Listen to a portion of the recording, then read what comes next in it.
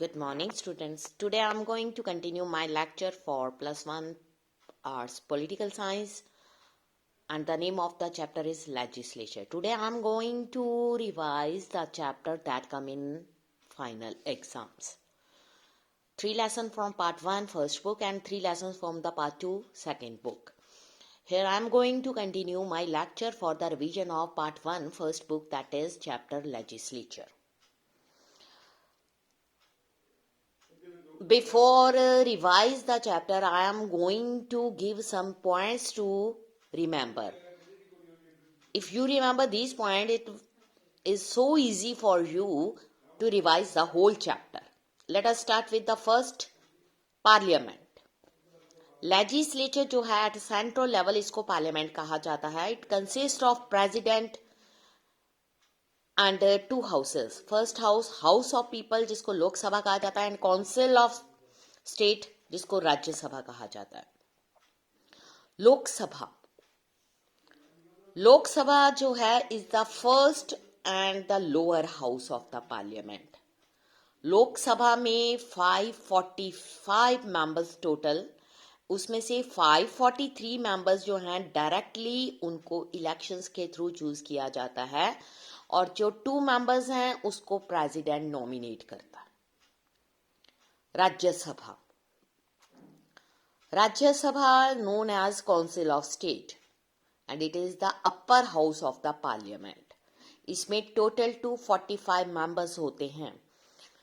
233 members जो हैं 28 state में से, एंड उसके बाद यूनियन टेरिटरीज में से लिए जाते हैं, और रिमेनिंग जो 12 हैं उनको नॉमिनेट किया जाता है बाय द प्रेसिडेंट. रिलेशंस जो हैं बिटवीन 2 हाउसेस ऑफ पार्लियामेंट, जो दोनों हाउसेस हैं पार्लियामेंट के, इंडियन पार्लियामेंट के, वो सेम पावर को एंजॉय नहीं करते. जो कॉन्स्टिट्यूशन है उसने हाउस ऑफ पीपल को मोर पावरफुल बनाया है than the council of state. Power and functions of the parliament. जो कॉन्स्टिट्यूशन ऑफ इंडिया है, vested wide powers in the hand of parliament, जैसे कि legislative power, financial power, central over executive, judicial power, amendment of the constitution. उसके बाद आ जाओ, next है various stages in law making process.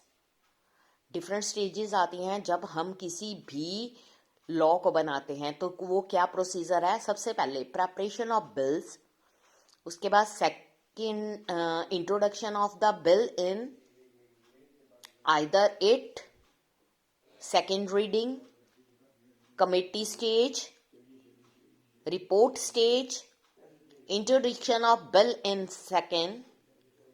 Next है president accent. Next उसके बाद हम बात करेंगे टाइप्स ऑफ बिल्स. पहला आएगा गवर्नमेंट बिल, दूसरा प्राइवेट बिल, थर्ड है non money bill. Non money bill जो कंसीडर करता है उसमें आएगा ordinary bill, constitution amendment bill, फिर आएगा उसमें लास्ट में आएगा मनी बिल.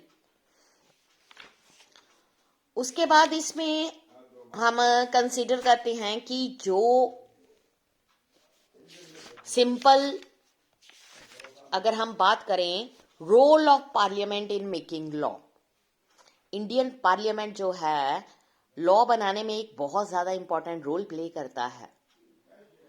अलग अलग वेज हैं जिसके अकॉर्डिंग ये प्रोसेस चलता है. सबसे पहले जो पार्लियामेंट है लॉ मेकिंग बॉडी है सेंट्रल लेवल पर. ये न्यू लॉज फ्रेम करता है, पुराने वाले में अमेंडमेंट कर सकता है. इसलिए ये नेसेसरी है कि जितने भी 97 सब्जेक्ट्स हैं यूनियन लिस्ट के, और जो भी रेजिड्यूरी सब्जेक्ट्स हैं जिनको कहीं भी जगह नहीं मिलती, उन सब पर ये लॉ बना सकता है.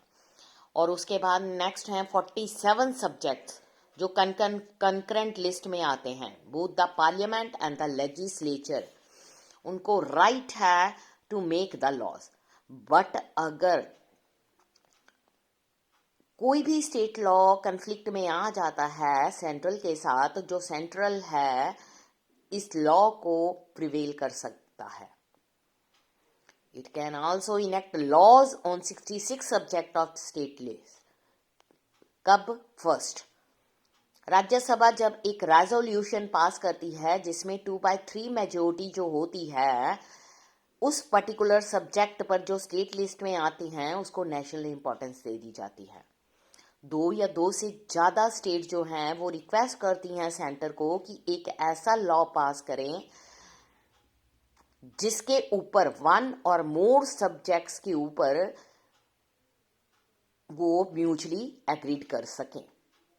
स्टेट जो है नेशनल इमरजेंसी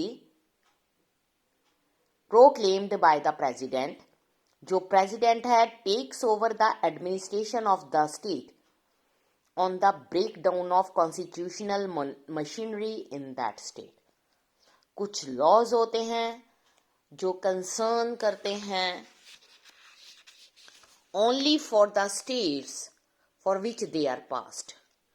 यूनियन पार्लियामेंट क्या करती है? यूनियन पार्लियामेंट जो है उसके पास सोल राइट है कॉन्स्टिट्यूशन को अमेंडमेंट करने के लिए, लेकिन कई बार कुछ ऐसे केसेस होते हैं जिसमें amendment should also be ratified by a majority of state. State जो है initiate an amendment to the constitution. लेकिन जो पार्लियामेंट की पोजीशन डिक्लाइन हुई है उसके लिए कौन से ऐसे फैक्टर हैं जो रिस्पॉन्सिबल हैं? सबसे पहले आता है इनडिसिप्लिन इन द पार्लियामेंट। वो काफी इंक्रीज हो रहा है इन दिनों में, दैट्स वाई इसकी जो डिग्निटी है नीचे डिक्रीज करती जा रही है।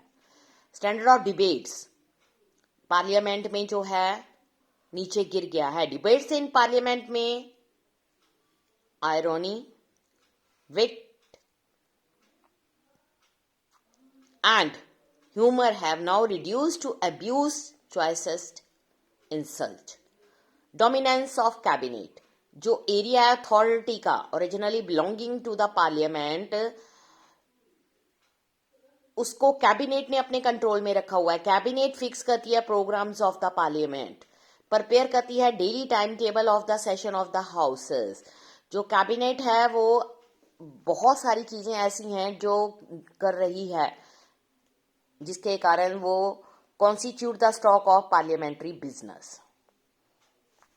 Absence of members from the houses, most of the जो मेंबर्स हैं पार्लियामेंट के वो इंटरेस्ट नहीं लेते इसके फंक्शंस में एंड एब्सेंट रहते हैं मीटिंग्स में due to the lack of quorum. The chairman जो है had to adjourn the meetings of the houses. Next है tendency to legislate through the ordinance. According to article 123 जब पार्लियामेंट सेशन में नहीं होती जो प्रेसिडेंट है इशू करता है ऑर्डिनेंस, लेकिन ये टेंडेंसी जो है ऑर्डिनेंस की काफी इंक्रीज हुई है। Weak opposition for the success of the parliament, strong opposition जरूरी है लेकिन इंडिया में ऑपोजिशन जो है डिसयूनाइटेड है। ये रिवीजन यहीं तक, नेक्स्ट हम अगले लेक्चर में करेंगे। Thank you students.